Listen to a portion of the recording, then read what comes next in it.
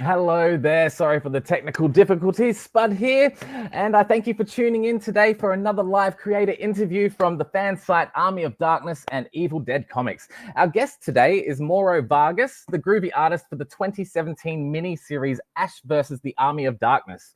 Before I introduce Mauro, I would like to bring in my partner in crime and co-host, Jake from Hounds of Gore.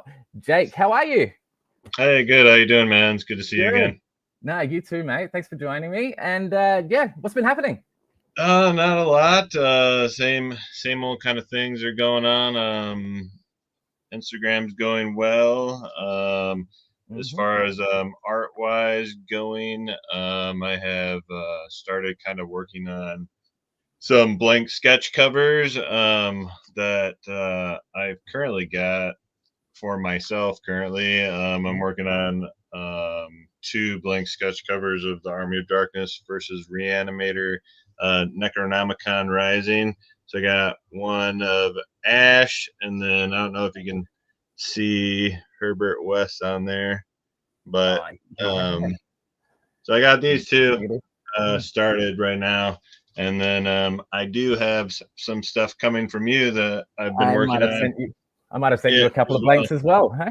Yeah, so that's, kind of started working on those. So I'm really excited. I got some supplies coming tomorrow, some new art supplies, some alcohol markers, and some whiteout pens and stuff like that. So the adventure will continue with making the artwork. So I'm really excited for that this week.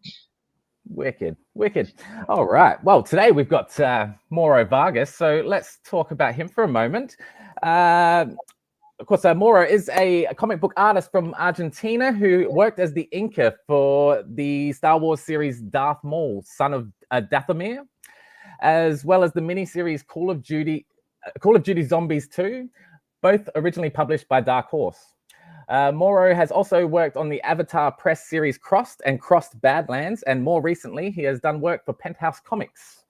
For Dynamite, Mauro has worked on Smosh, Grumpy Cat, and of course, was the interior artist for Ash vs. the Army of Darkness, also contributing cover art for each issue. Without further ado, may I please introduce Mauro Vargas. Hi, Mauro. Thank you very much for joining us. Forgive me if I missed anything there. How are you? Great, thank you. First of all, nice to meet you, and thanks for inviting me to your stream. Our pleasure. Our pleasure. No, thank you very much. Okay, so Jake, did you want to give everyone a rundown of the series firstly? Yeah, sure. Thanks, Mauro, again for joining us. I'll give you a little rundown of the series, since we're kind of going in a different direction with the stream, with talking with an artist. So, firstly, if Spud can share your screen, we'll go through Ash versus Army of Darkness. Begins with Ash recapping, of course, the events of Army of Darkness, with Ash dispatching the Deadite that pops up at the S-Mart where Ash works. Followed by Ash getting fired from S-Mart and learning that the Deadite from the store was actually the librarian at a local high school where there have been other reports of deadite activity. So there's Ash leaving. And then Ash is basically convinced to investigate.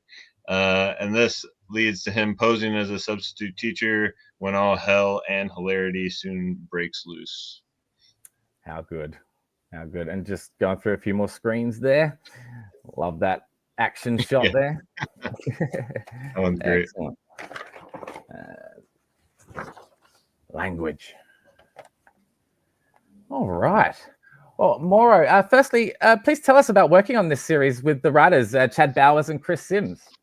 Yeah, working with them was very easy because the script was always on time, and I remember I only talked with Chad Bowers. The other writer, Chris Sims, I never have any contact. I remember when we started the work, we have a general mail where I say hello to all, and well, Chris didn't say anything. I don't have any answers. So I talked a lot with Chad, who was a nice guy, and we didn't even talk about the work on this comic. We talk a lot about movies, comics, artists, and it was a really nice guy. We continue later in touch, and we almost worked in a personal project he had. But well, he was really busy working with Rob Liefeld. So Okay. we can work again, but it was a real nice guy, and really was interested in the opinion of any script I received. I remember for issue 0, 1, 2, he always was asking me about my thoughts of the scripts but it was really a cool guy.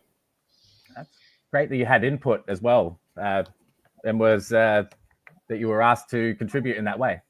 That's great. Yes, and he loved some nerd things I add. For example, there's a cup with the Three Stooges. Oh, yeah. In a page where it's Ted Raimi.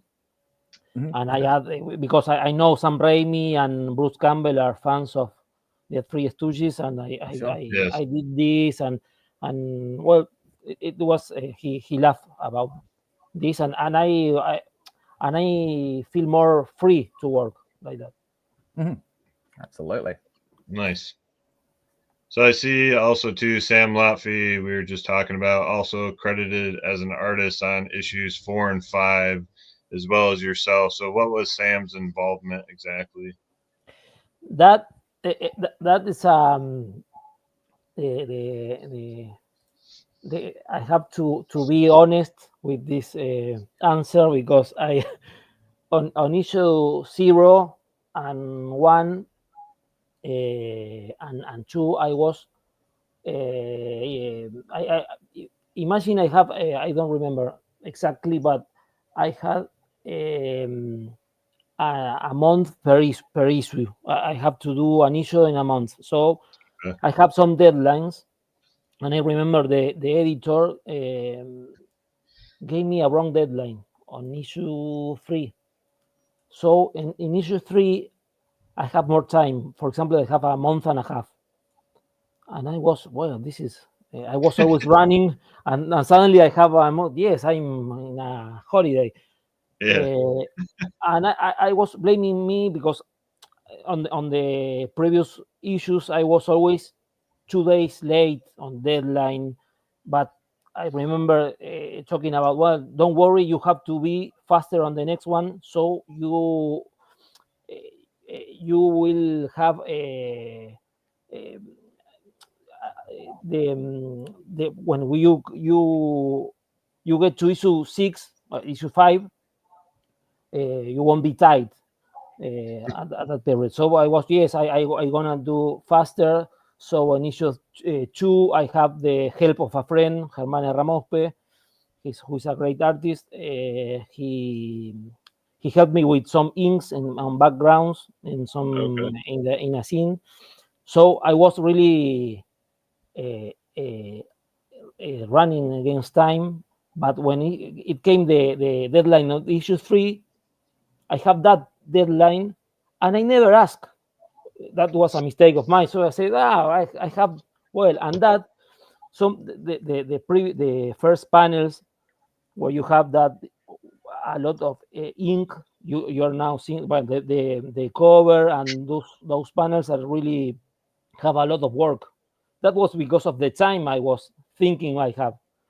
And, yes, and suddenly Anthony, the editor, who was a nice guy, but he make a mistake. He wrote me and said, Mauro, oops, I give you a wrong deadline. We don't have this time. So for issue 4 and 5, we need another artist. So I said, well, I really get angry and sad, and I was really, yes, I was angry. I have to say, and I said, well, but that wasn't my fault. I was getting in time, and no, but well, and I remember they want to give some Lofty the last 10 pages of the issue 5. I said, no, it's a shit. I don't like to. I would like to finish the comic. I would like to finish the miniseries. I started. Please let me finish. I accept, because in any comic there's a lot of feeling artists. I don't have any problem with that. But let me finish the comic. For me, it's really important. We wanna do a great job. Some I haven't seen any pages of some, but I trust in Anthony. And when we negotiate a little, just a little, and they gave me the last scenes of the issue 5. So that's why some panels on issue 3 are more work, because I thought I was having more time. I see. So, but with Sam, it was okay. With Sam, we chat a little, and was a nice guy, and I have any problem with him.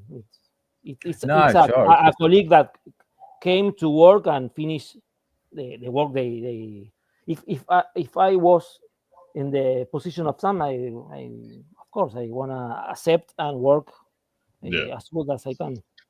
Well, I think too, like if you start something, right, and you enjoy doing it, I think that's something that, as an artist, for me too, like I want to finish it. You know what I mean? Of course. I think it's like a marathonist. You are you want to cross the line. You want to get in what, and that's happened. Have that ownership, yes, absolutely. In issue 2, I felt that you really captured the movement of the Evil Dead really well. I'll just bring that up. Can you tell us about how you captured this exactly? The movement of the... Absolutely, yeah. So there's a double pager here. That's yes. That was. You drew a lot of inspiration from the films here. Yes, I always well, I love that that camera movement since I saw. It reminds me of the windmill scene in Army of Darkness at the windmill. When the evil is chasing Ash and he's against the door. Yes. Yeah. Yes. That as I remember, because I remember I saw Army of Darkness first. Then I saw Evil Dead 1 with all in VHS, and then Evil Dead 2. Yeah, that's so funny. I feel like because that's how I saw him too. I think I ended up on Army of Darkness first, and then I learned there was more, and then I went back. Yes, because Army of Darkness well, it have a production of Dino de Laurentiis, and have it was more have more promotion, so it was easier to get on the VHS at the video club, as we call here. So, but that camera movement, I remember I really liked that POV, and it wasn't so difficult because it's like draw on a storyboard. It's more a storyboard than a comic. You have to put the on the first panel the characters in a really in a distant space in a plane, and you have to follow them running, and then you're going closer and break some glass or wood or trees, or hear some doors. So slam a door, yeah. yes. And there I put I Borges. really love this page. Yes, It's I great. put a book of Borges there, who's the most important writer from Argentina, Jorge Luis Borges. So I on the 1, 2, 3, 4, 5 in the sixth panel there's a book of Batman. It's I see. Yes. a blink to the Argentinians. Yes, Yes. excellent. Nice. That's great.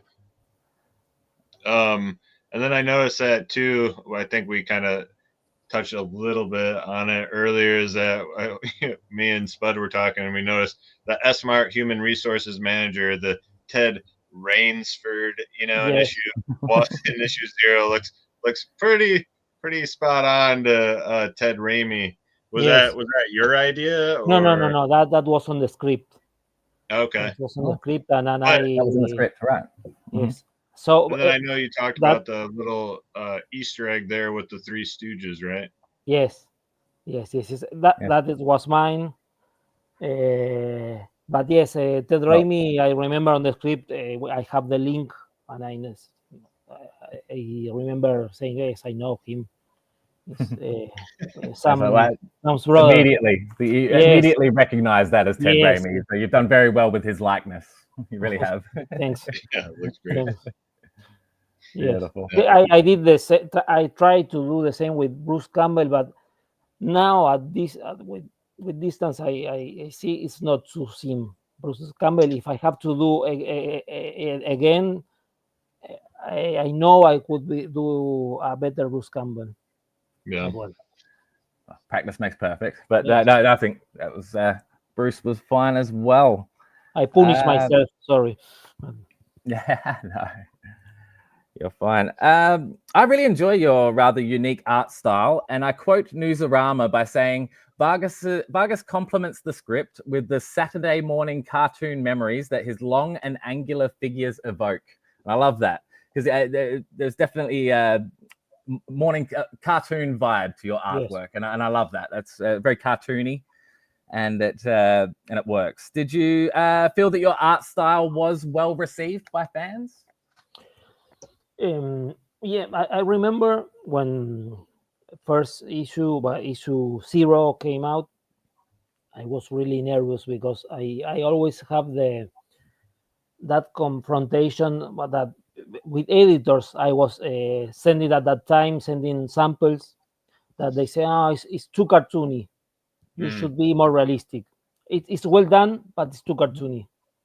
So I had that trouble on getting work. I always was working on as an inker for other artists, or doing child books here in Argentina, and I remember all the critics were from the editors, and now that was the time when I said, well, now it's at the stores, and and immediately, thanks to internet, I wanna read what's the opinion of the real readers and the fans of this franchise, because you draw, and if you show to your social network media, you receive a lot of likes and thumbs up and you are the genius and fine, and they're all familiars or friends, and it's not the real reader. So when it came, I remember I searched a lot, and I relaxed that there wasn't any bad critic, and it passed several months, and I was always trying to find a negative critic. The most negative I remember I read was a guy who said, I prefer it more realistic, but it's okay. And I'd say, well, they didn't kill me. So I was having a fantasy of having another opportunity later with the character. But well, that doesn't happen. And so yet. I really would like to do a better Ash. Absolutely. You know, they talk about an animated series with Ash versus the Evil Dead, continuing that TV series as an animated series, and I could see your art style working for that. You know, and I say the same thing about Nick Bradshaw as well. Yes, he's really great. Yes, he's got that cartoony vibe as well. So you know, like just a little side comment there. Yes, Jake. Sorry if my English is getting too Tarzan-esque. Sometimes it's really maybe it's bad. No, that's okay. Okay.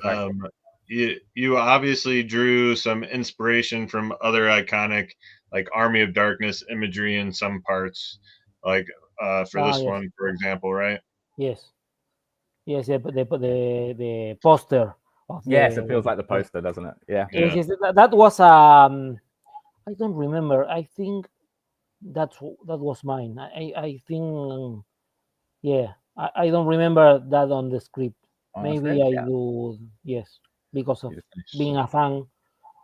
But there the relation with Chad was like we were nerd friends or fanatics of the saga. So any detail I add of the franchise was I had the celebration of Chad. So it was for me was okay. So Anthony was okay, but he was. I remember the editor was he was focused on a comic shop he was opening, so he was in another mess. Awesome. Gotcha. Yeah, I love when you guys put in those little bits and pieces and little Easter eggs, you know, because those are the things I definitely really enjoy seeing throughout like the series comes too. To mind, doesn't it? Like I remember some for example on the issue 0, well they do a close up because of this illustration was bigger. And I remember I did the Oldsmobile Delta 88, and the colorists do painted red. So I really alarm when I see this, because I say, well, if that appears in a cover, all the fans are gonna kill us. And I remember maybe they wanna blame me, and I don't have any fault, and I advise in time, sorry, but it's this color, and I send some pictures, and they changed that yellow cream tone. Do you have like much communication with like the colorists and stuff like that too? No, I think because of that correction, she never say hello to me. She was like, she was really, I don't know what happened with. She's a Canadian colorist. Okay. And I really loved his work. I loved the palette she used, and she was really fast. But she never said. And I remember adding her on Facebook and say, "Hey, hi, Tion, I love your work. I'm the guy of." she saw the message and never answered. so, so Oh wow. How dare you correct my color? no, I think I thought it was bad, but Yeah, I mean, as a fan, was, you know, yes, as a fan, but I you was did her a really favor. and I didn't say to her. I said to Anthony, the editor, but I don't know if it was for that. But she immediately goes to Marvel and do 3-4 comics per month. She was a machine. Wow. Yes. I just want to have a look at your covers. You, like I said, you did contribute a cover for each issue. So, of course, issue 0 and 1 being similar. One just more of a panned out. Oh, you know, the whole image, I guess. Yes. Yes. Yes. Mm-hmm. Yes, that was the first image I did. I did that more as a concept than for a cover, and they liked I did that image as a I knew about the story, and I knew that I did that guys from like a prom. Yes, that was the concept, and then I do the other as a cover. Yeah, that's great. I like that a lot. Right. So that was the first and the work image you submitted. You said it's the first image you submitted to Dynamite for the series. Yes, yes. I remember the some Ash poses I did, and the guy standing saying groovy, that an image I did. That was the first. Mm-hmm. Yes, I have the choice of not doing any cover. Anthony asked me if I want, and of course I would draw, because I'm a really big fan of. It was I wasn't lying him when I asked for the job, because I knew there was a comic on Dynamite, and I found the editor on Twitter, and I sent that images. Yeah. And so I was really searching to do this Ash comic. And I think it's awesome too when you get in there, and like I love it, like the fact that you also did the interiors too. I like that you also did the covers too, which is awesome. Yes. Exactly. You don't see that too often. Yes, no, and the colors there were really, really cool. Mm-hmm. I love the colors. Absolutely. The football one, that's great. And the finale there. I love the hand on his leg there. That's great. Yes. Yes, I remember that not sending the layout. I remember they have the trust of what I was sending. I think I was because I did a really loosey pencil and ink really fast, and yeah, I love the covers. Did you? I mean, I have a bunch of the covers behind me too, but like one in particular, there's a Breakfast Club cover. Yes, that I didn't have. I don't remember. Yeah, I know you didn't do it, but the number 5, the last issue too, like I get Breakfast Club vibes from Matt too. Yes. At the very end of Breakfast Club, you know, he's coming out. You know what I mean? And Ash got his boomstick going up. Yes, and I don't know if you remember the Stars series of Army of Ash, the TV series from Stars. Stars, yeah. There's a chapter they went to the high school. Oh, yeah, right. And I remember I was watching, and they said, well, maybe the street guy have a look at that comic. I was my thought. It was my thought. That's maybe the first that Faces and the groovy guy was the image of the car was the first I sent via Twitter, just to as a fan. Captured his chin beautifully. I try to do the same with Big Trouble in Little China with John Carpenter, but I have a chat with John Carpenter. It was amazing, but I never get he gave me the mail of his wife to send samples. I do a cover as a fan, but she never answered. So I couldn't get any Big Trouble in Little China work. Nice. That's a good series too. It is, yeah. Excellent. Jake. Yeah. So also too, like what else are you working on at the moment, Mauro? Well, I'm working on storyboards, but now the storyboards works are really in low because of IE, artificial intelligence, and I'm working more on personal projects and a comic for Italy. It's called Hell Rider, and I'm on issue 2 right now. And actually, a guy like Ghost Rider, but it's called Hell Rider, and it's a motorcycle guy and have some powers, and that's the comic I'm doing, and I'm doing another comic for a site here.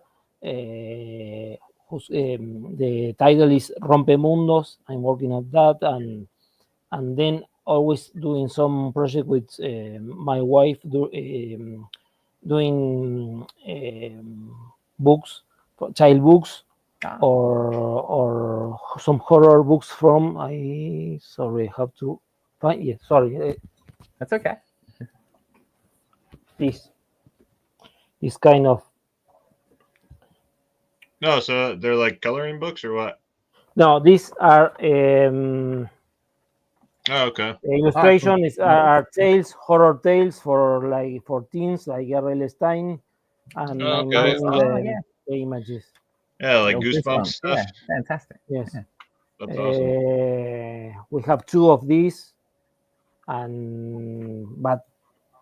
I'm doing that. Personal comics, comic for Italy. This works with her, and well, that's the stuff. But well, I would really like to get involved in the comic in the US market with Ash or any characters. Yeah, for sure. Absolutely. Well, they keep putting a new series out every year, pretty much. We had Army of Darkness Forever a couple of years ago, and we've got crossover with Red Sonja coming up in April. So, yes.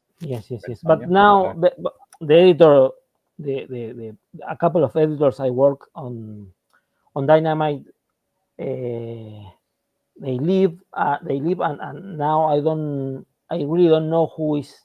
I think it's Matt Edelson, the editor in chief, but as Chris Sims and as Trayona Farrell, he never answered a mail, so I don't have luck there.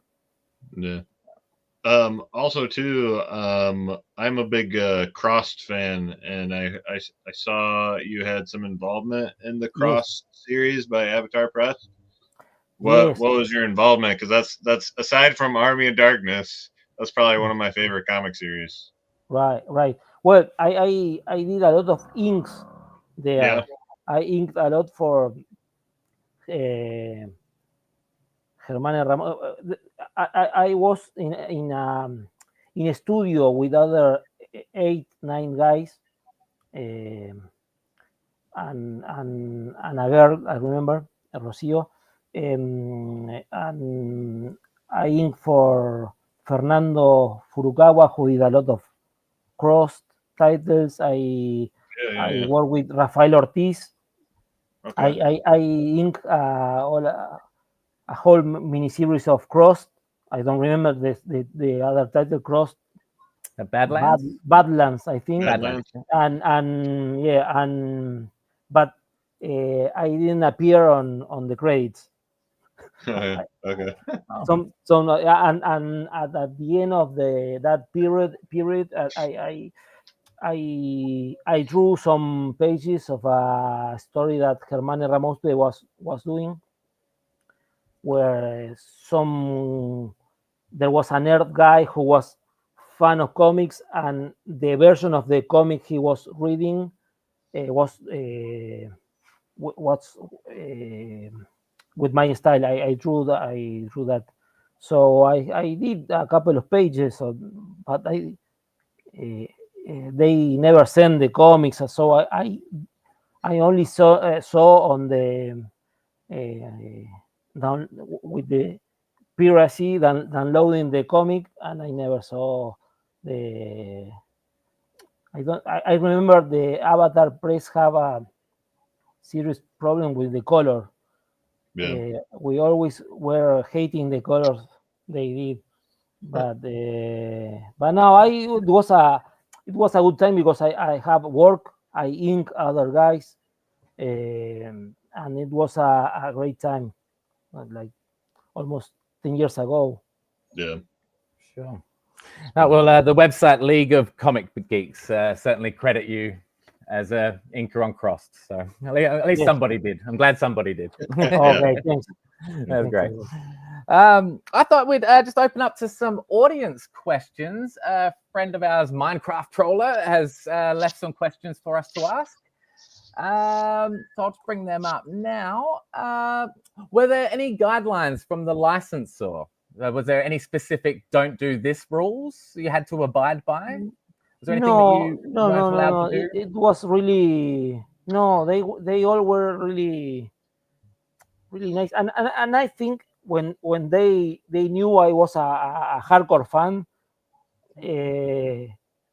I think they were resting. I was really worried, and there's a detail I want to show you here. There was a mistake on some print on issue 3. No, in issue 0. Sorry, that I advised really late. No, not too late. I sent the mail and I said no. Here's a huge mistake, and I sent the correct version because I did this with the. Yeah. I can bring this up. Here he hasn't the mechanic hand. His gauntlet. Of course. Same machine. He left and he had. So I saw this and I said no. And as fast as I could, I resent the correct page, and then they print this. And they still printed it, didn't they? Yeah, there it is. Well, I didn't actually pick up on that in that. Did you, Jake? No one noticed this. No, and no. Maybe I would never tell this. I should never say. But well, now can kill me. All the fans can say me, "Hey, idiot, what you did." But you tried. You tried. All we see is the homage to the Spider-Man, the John Romita. The John Romita cover. And when I saw, I really want to kill me, but I sent. Believe me, I sent the correct page later, and well. I say the editor was in another world. Sorry, he was really opening, and he was drawing. He's an artist too. He is good. He's a fan of Darwin Cook, and he's trying to do something similar. Yeah. There we go. Sorry. How long on average did it take you to complete a single issue? Well, that was I don't remember exactly, but it was like a month per issue, almost. Yeah. when you were given the right deadline. I took more, I was having less time for the other issues. Yeah. And lastly, from Minecraft Troller, he asks, while this would be a better question for the colorist, he'll ask it anyway, why did Ash have a blue chainsaw in this series? Any idea? No. It reminds me of how you were saying with the Delta, how that was originally blue.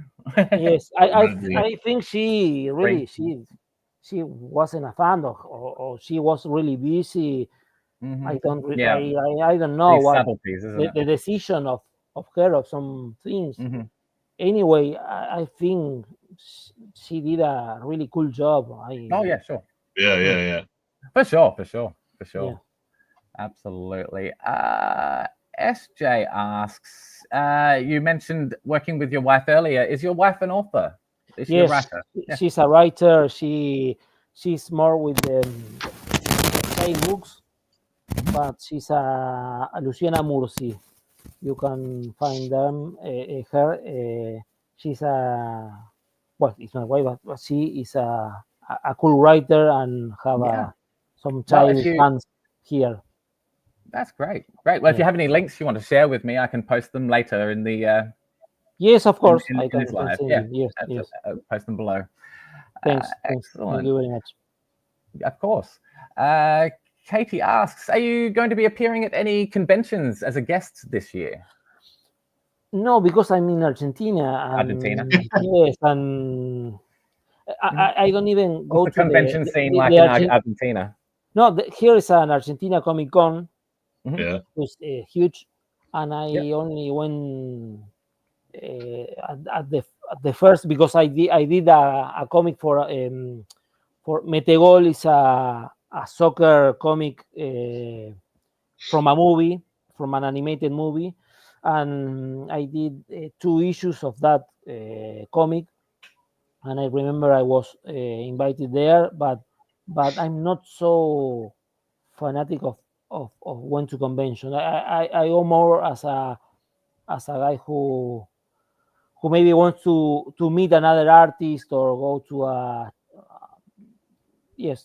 a talking with another with a famous artist, or when they do the expositions of originals.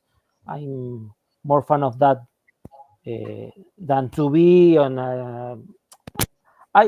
I was invited, but I never went. So, but I know if I want to be in the comic industry, I have to be on streams. I have to answer. Yes, because I always was like in a cave, so no one knows me even here. So. More of a behind the scenes kind of guy, right? Yes. Yeah. Absolutely. That's okay. Absolutely. So thank you both for this invitation. No, absolutely. No, it's our pleasure. It's always a pleasure talking to a fan, a big fan of the franchise, let alone a talented illustrator such as yourself.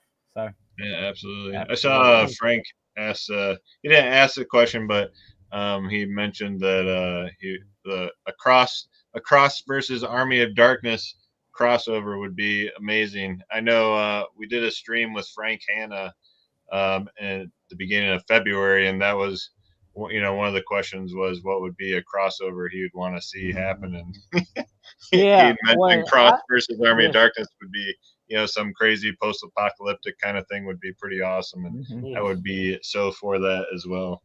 Yes, that would work. The thing with Ash is a character that could be in any title, because you can do against Gremlins if you want. That'll be good. Yeah, I love Gremlins too. Excellent. Oh, he'll be feeding him after midnight on the first day, I think. Oh god. Excellent. Well, thank you very much for joining us today, Mauro, and for your contributions to our favorite comic book series. Thanks again to you. You were very nice, and when I see someone post the cover, I say, oh, I feel really grateful because it was a great time in my life. It was almost 6 months working on a character I love, in a franchise I love. The movies I saw them several times. So I'm a fan. So count with me for anything. Great. And I'm sorry it took us 8 years for us to talk to you about it. No, it's never late. No, it's never too late. Don't worry, it's never late.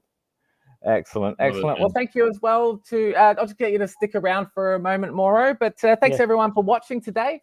We'll be back soon with more groovy creator interviews for you primitive screwheads. Until then, hail to the king, baby, and we'll see you next time. Thanks a lot. Bye. Thank you.